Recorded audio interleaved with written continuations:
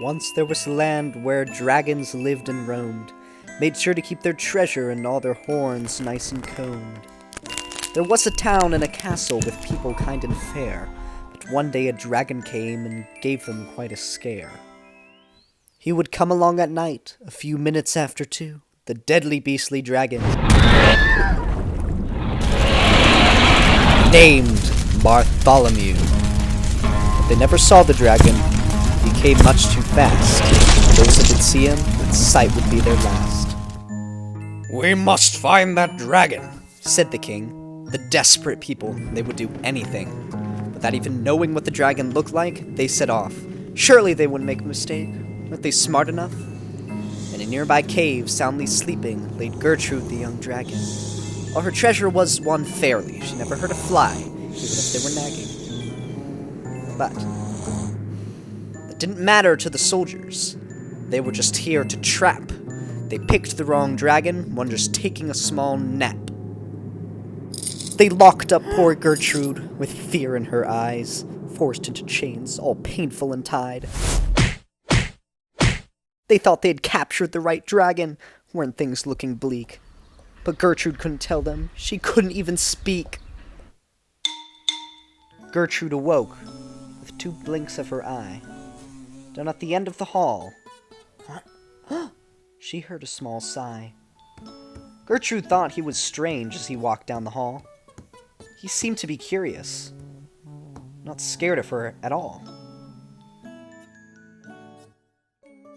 Boop. "My name's Beowulf," said the boy.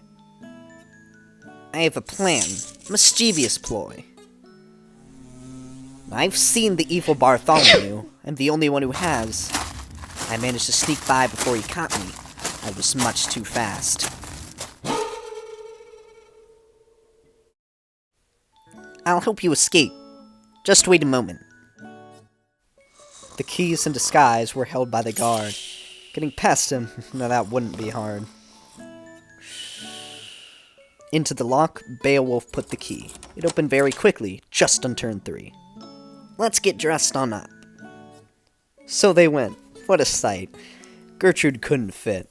Not even quite. If they wanted to have good luck, it seemed that Gertrude would have to put on the bucket. Beowulf led the way to the end of the hall, lit by the light of a flame on the wall. Beckoning Gertrude, his companion did follow. His clever little grin did cure her sorrow. Now Gertrude, it seems, is quite a large rump. The hallways were filled with the sounds of her thump.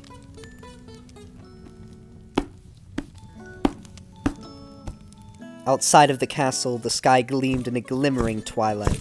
The 2, bound by fate, determined to do what is right.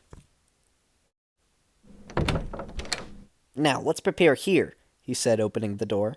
Bartholomew would be there soon, that's for sure. The sword of bane of beasts, that deadly blade.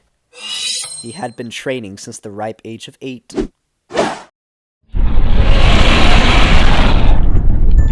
Deafening roar came right from the sky. Bartholomew's shadow made Gertrude cry. At the last moment, Beowulf attacked. With a twirling tumble, he was thrown from his back. Landing on Gertrude with the power of their light, Gertrude spread her wings to begin the last fight. He flew off with the power of an unimaginable kind. Gertrude and Beowulf just close behind. Looking behind him was a deadly mistake. He only noticed the mountain when it was too late.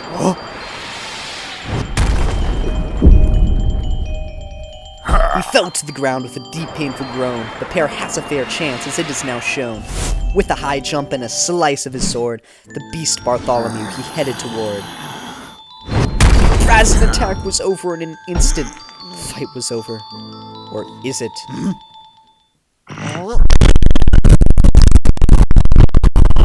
Victory was secured with Gertrude's final blast. They hurried back to their saved kingdom fast. There the king promised never again to be rude.